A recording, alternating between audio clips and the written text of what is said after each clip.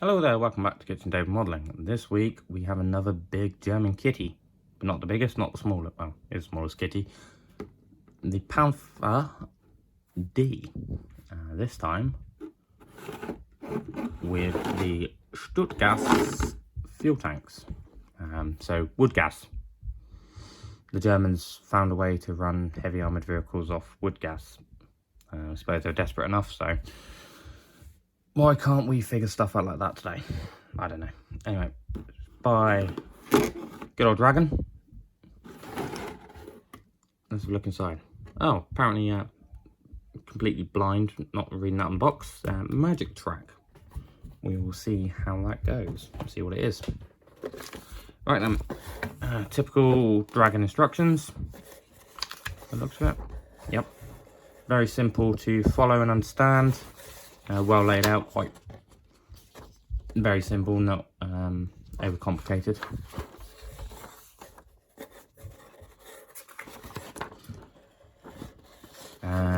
They've only recommended one colour scheme for the vehicle with limited markings by the looks of it. That won't be the case because she's going to be painted up as a combat vehicle.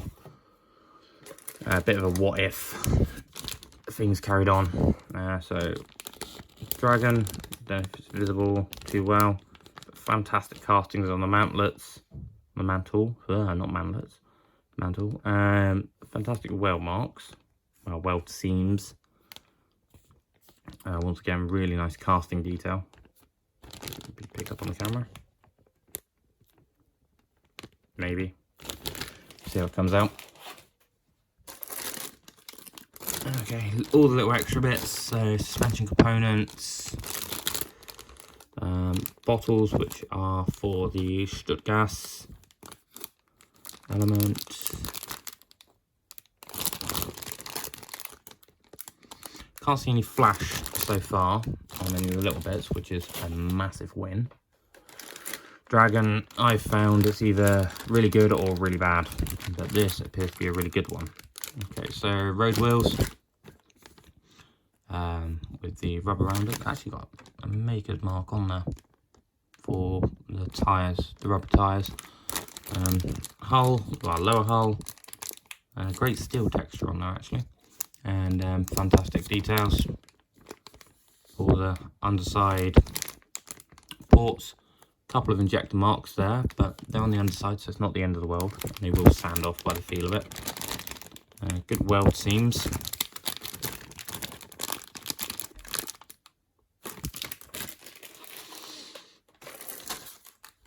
Okay, so what we got here?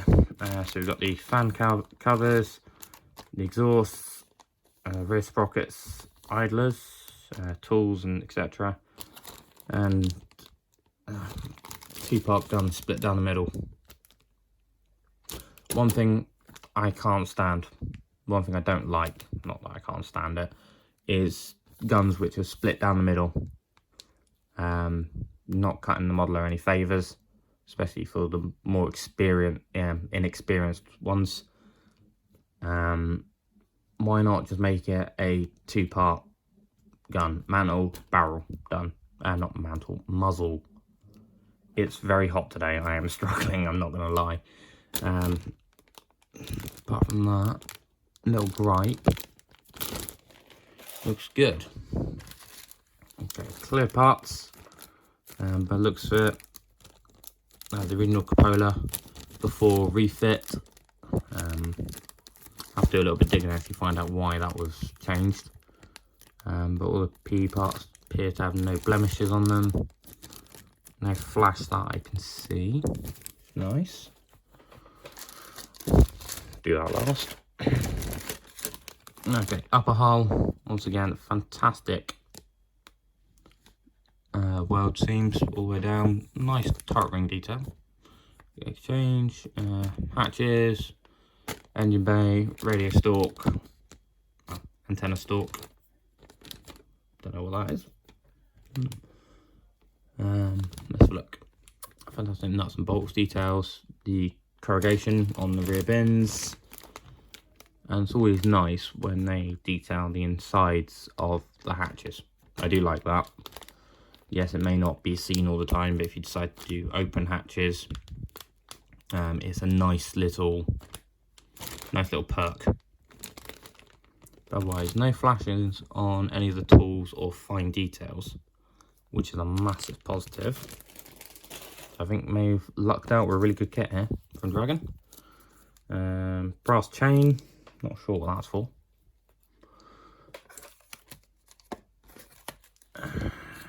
She's got metal, PE. Actually, no, they're aluminium or steel, actually. I think they're stainless steel. Side skirts. 2 packs of those, so I assume they're the front and rears, and these are the centre ones. Very nice, actually. If that is stainless steel, that's actually really nice. A couple of pipes. I assume this is for the Stuttgart elements. Nice photo etch, as always. Not a massive fan of photo etch, but it does really help bring out models quite a lot. Nice grills, and I assume this and these straps is for the wood gas element, but we will see. And second to last is the magic track. By the looks of it, it just push fits together. Well, the horns are on there as well, so that's nice. See how that goes. May produce some interesting results, but it's nicer than the rubber band tracks, as you can imitate some track slack, which a lot of the German tanks did have, not like the British and the American tanks where the track was tight and suspended by rollers. Your road wheels were your return rollers. Okay, so finally the thing in the box is decals, 4 German crosses and a phill. Sadly, they won't be getting used for this kit. This is going to be marked up as a combat vehicle. These are tack-on ones from another Panther kit which I've got. She has a full interior and will make an appearance at some point later on when the counterpart that I'm thinking of pairing it with turns up, but we'll see how that goes. Right then, I'm going to get on with the build. Normal time lapse, as always. Break it down to 2 parts. Time lapse, a little bit of torque, paint, weathering, job's done. Right, I will see you after time lapse. Adios.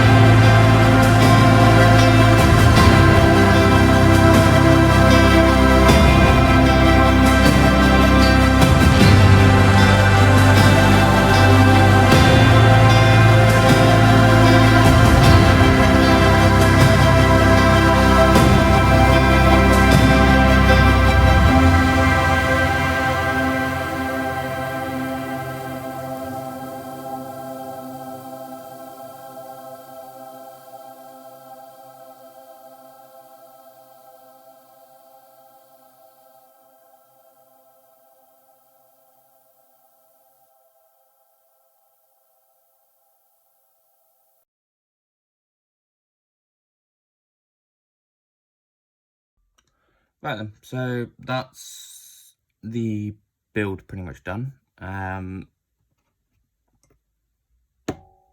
So yeah, the only things I did to convert it into a gun tank was didn't bother with the Stuttgart stuff, went for the track racks instead. And on the turret, added the smoke dischargers, the MG ring and the holder. Tracks are going to stay off for the time being, same as the exhausts. Sprockets and whatnot will go on when the tracks go on. Bar that,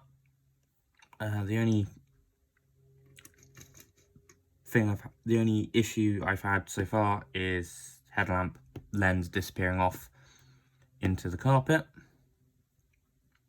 And also as well, different to the instructions, replaced the glass lens with the blackout lens. I'm going to see if I've got a spare one of those lying around. If I do, I will place it on. If not, I will come up with a solution to sort it out. Right then, on with the paint.